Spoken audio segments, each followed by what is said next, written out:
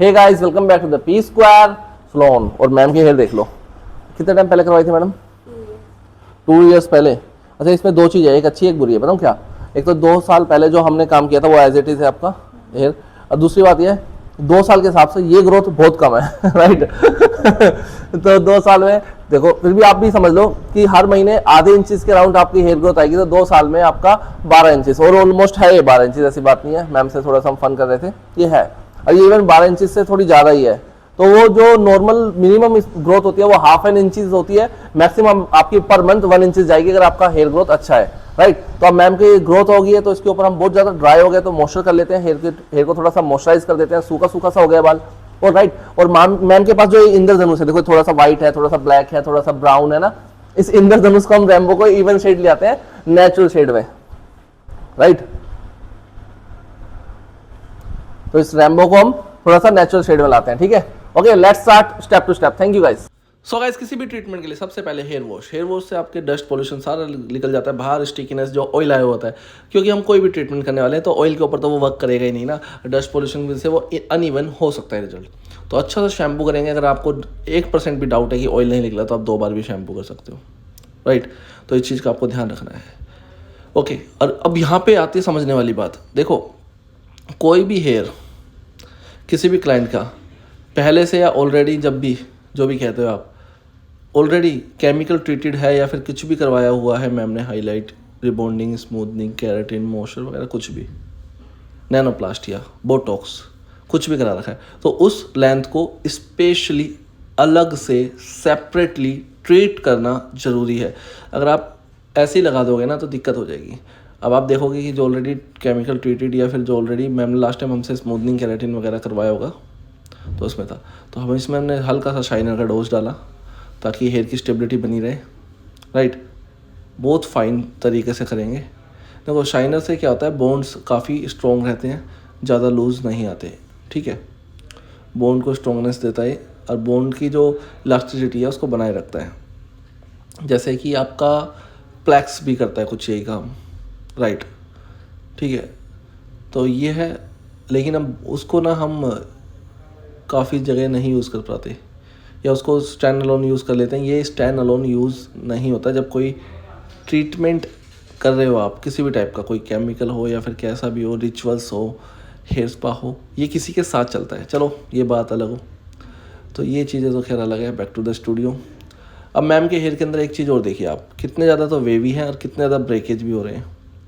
अब इन्होंने, मैम ने एक बार ट्रीटमेंट तो हमसे करवाया, लेकिन मैम कह रही मेरे को टाइम नहीं लगा 2 साल बिल्कुल भी करने का, तो मैं नहीं करवा पाई, राइट। तो इस चीज़ को अलग बात है।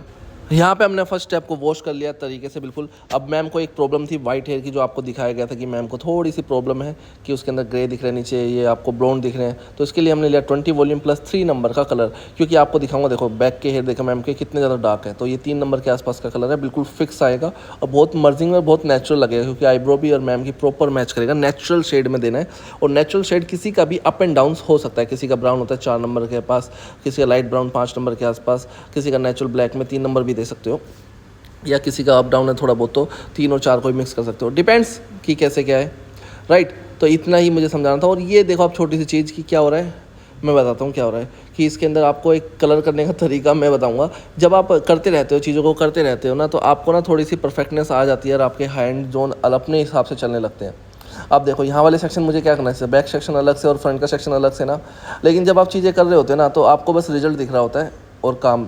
तो अब मैं इस सेक्शन को पीछे से पूरे कर लूँगा, वो आपके रिज़ल्ट के ऊपर है, डिपेंड्स है कि कौन कैसे करता है। तो इसमें कोई वो नहीं है कि ये और वो फलाना फलाना, ऐसा कुछ नहीं है।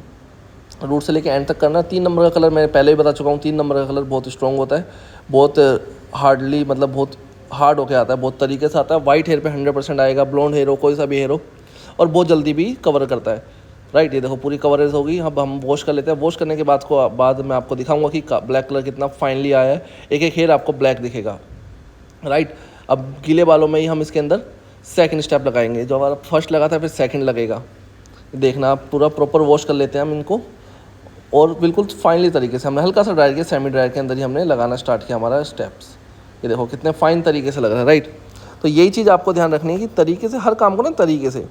काफ़ी लोग कहते हैं कि इसमें बस ये, अब मैंने काफ़ी बार सुना था, मैंने इस पर पहले भी वीडियोज़ में बताया आपको कि स्मूदनिंग लोग ऐसे करते हैं कि बहुत बहुत अच्छी सी प्रेसिंग कर दो तो स्मूदनिंग का रिजल्ट अच्छा हो जाता है, या अच्छे से एक बार बॉन्ड ब्रेक कर दो तो स्मूदनिंग का फिर कुछ भी करते रहो चल जाता है। नहीं, आपको स्मूदनिंग क्रीम भी अच्छी लगानी पड़ेगी, बॉन्ड ब्रेक भी अच्छा करना पड़ेगा, और प्रेसिंग भी अच्छी करनी पड़ेगी, न्यूट्रलाइज़र भी अच्छा लगाना पड़ेगा, और प्रोडक्ट तो अच्छे यूज़ करने ही है। तो सब चीज़ मैटर रखती है, सब चीज़ मतलब A to Z मैटर रखता है। ट्रस्ट में A to Z कुछ भी डाउन अप नहीं जाएगा इसमें, प्रॉपर तरीके से काम रहेगा हर चीज़ का। इस चीज़ को आप बिल्कुल फाइनली तरीके से रखना। बहुत ज़्यादा रश था, वो बैक में हल्की सी एक चेयर दिख रही होगी, उस पर भी क्लाइंट है, आपको दिख रहा है इधर भी क्लाइंट थे, तो पूरा स्टाफ इधर से उधर लग ही रहा था बैक टू बैक। इसमें मैं आपको नहीं दिखूंगा, बाकी तो ये देखो स्टेप टू स्टेप हमने प्रॉपर तरीके से लगाना है, और इसी के ऊपर हम थर्ड स्टेप लगा देंगे बिना वॉश करे। इसी को ड्रायर प्रेसिंग करके इसी के ऊपर थर्ड स्टेप भी लग जाएगा, आप देखोगे उसके बाद वॉश करके आपको फाइनल भी दिखाएंगे हम, बिल्कुल फाइनली तरीके से आपको दिखेगा, देखते रहिए। ये हमारा सेकंड स्टेप लग गया। फर्स्ट स्टेप जब लगा था उसके बाद कलर हो गया था, कलर को सेकंड करेंगे तो ये थर्ड स्टेप हो गया। कलर तो स्किप भी हो सकता है ट्रीटमेंट का। ये देखो अब ड्रायर हो गया, ड्राई करके स्ट्रेट ड्राई करने के बाद हम इसके अंदर प्रेसिंग करेंगे, और इसी वाली प्रेसिंग के ऊपर वॉश नहीं करना है, यहाँ पे मॉइस्चर को बहुत फाइनली तरीके से रखना है, राइट। बहुत तरीके से वॉश इसको किया हमने, ड्रायर देख लो कितना शाइनिंग ऑलरेडी आ रहा है, राइट। तो अब इसको बहुत फाइन तरीके से प्रेसिंग भी करना है, इतना ही तरीके से करना है, कोई दिक्कत नहीं आएगी। ओके गाइज, अब स्टेप टू स्टेप जैसे ही हमारी प्रेसिंग पूरी होएगी तो इनसे हम थर्ड स्टेप लगाएंगे। उससे पहले आप प्रेसिंग देख लिए, बिल्कुल फाइन तरीके से जितना आप काम करेंगे बहुत तरीके से ही रहेगा, उतना ही फाइनली आएगा, राइट। ओके, और अगर आपको भी एक हमारे न्यू कोर्सेज आने वाले हैं P Square अकेडमी के, हेयर स्टाइलिस्ट के, मेकअप आर्टिस्ट के, और स्किन ट्रीटमेंट्स के वगैरह के, सब चीज़ कहेंगे, स्किन थेरेपिस्ट वगैरह के, ब्यूटी के, जो भी है, तो उसके लिए आप कांटेक्ट कर सकते हो बहुत चीपेस्ट अमाउंट में। बहुत सारे बच्चों की रिक्वेस्ट थी कि सर थोड़ा सा सस्ता निकालो, सस्ता निकालो। चलो आप भी मुझे कमेंट करके बताओ कितना मिनिमम पैकेज निकालना चाहिए, हेयर स्टाइलिस्ट कोर्स का अलग से, मेकअप का अलग से, और स्किन का अलग से। मिनिमम 2 महीने का कोर्स कितने कितने एक एक चीज़ का होगा, कितने रुपए रखने चाहिए, उसके हिसाब से हम उस पर डिस्कस करते हैं, डिबेट इस पर कमेंट करके ज़रूर बताना मुझे, जिसमें मेरा थोड़ा सा खर्चा निकल जाए। देखो खर्चा तो हर किसी का होने वाला है, हर चीज़ से लेके, लाइटिंग से लेके, इफेक्ट से लेके, थोड़े थोड़ी चीज़ों से तो खर्चे तो निकलने चाहिए, राइट। इतना तो आप भी समझदार हैं। ये देखिए कितने फाइनली तरीके से ये होता जा रहा है, ऐसे आपने करना है बस, ठीक है। अब हमारी प्रेसिंग भी ऑलमोस्ट पूरी होने वाली है, और इस प्रेसिंग के बाद हम इस पर लगाएंगे थर्ड स्टेप। ये अगर आप कलर को काउंट करोगे तो फोर्थ स्टेप हो गया, लेकिन कलर काउंट नहीं करना है, काफ़ी क्लाइंट नहीं कराता कलर, तो वो हमारा थर्ड स्टेप में ही काउंट होएगा, उसको फोर्थ नहीं गिनना। कलर वाले स्टेप्स को काउंट नहीं करना है आपने। 1 2 3 स्टेप्स में रहता है हेयर रिपेयर। ये देखिए अब आप देखेंगे कि हेयर में वेट भी आता जा रहा है, जहाँ पे प्रेसिंग नहीं हुई ना वो वाले हेयर भी कितने फाइनली दिख रहे हैं, देखो जिन पे प्रेसिंग नहीं हो रखी, और आप देख रहे हो प्रेसिंग करते वक्त कितना फाइन सेक्शन आ रहा है, देखो आर पार दिख जाएगा आपको सेक्शन के, इतना फाइन सेक्शन आ रहा है। तो ये आपकी करने की ट्रीटमेंट की बताती है। हमारा फाइनल स्टेप्स आ गया, जिसको हम थर्ड स्टेप कहते हैं। हमने एक स्टेप पहले लगाया था, उसके बाद दूसरा लगाया, फिर ये तीसरा स्टेप। बीच में अगर कलर को, मैं फिर से बता रहा हूँ, कलर को छोड़ दो तो, कलर को गिनोगे तो फोर्थ स्टेप होगा, लेकिन कलर को काउंट नहीं करना। ये हमारा थर्ड और लास्ट स्टेप्स होता है। इसके बाद हम वॉश करेंगे और आपको दिखाएंगे चमचमाता हुआ फाइनल रिजल्ट, राइट। हाँ ये पूरा हो जाएगा बहुत फाइन तरीके से, बहुत जल्दी पूरा हो जाएगा। ये सीलर होता है इसका, इसको सील कर रहा होता है मॉइस्चर को। ये देखिए बिल्कुल फाइन तरीके से 3 स्टेप्स में होती है पूरी ये रिपेयर ट्रीटमेंट। ये देखिए तीनों के तीनों स्टेप्स आपको दिखा दिए 1 बाय 1, स्टेप टू स्टेप जैसे सीक्वेंस में थे। अब वॉश किया और आपको फाइनल रिजल्ट दिखाऊंगा, बहुत वाव वाला रिजल्ट आएगा। वॉश किया, जस्ट हल्का सा ड्रायर करेंगे, देखो इसमें दिख रहा है ना वॉश में कितना फाइन है। चलो ड्रायर किया, जैसे बाल सूखेंगे आपको बहुत फाइन रिजल्ट आएगा। ये देखो बूम करके आएगा रिजल्ट, बूम, ये वाला रिजल्ट आया है।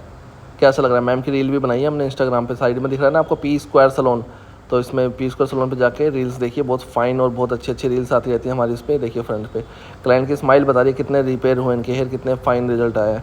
तो आपको कैसा लगा मुझे कमेंट करके जरूर बताना, और न्यू कोर्सेज़ के कब चाहिए, कब से स्टार्ट करें, उसके ऊपर भी अपने आइडियाज़ दीजिए, उस पर भी हम वर्कआउट करते हैं आप लोगों के लिए। Okay guys, thank you so much. P Square salon.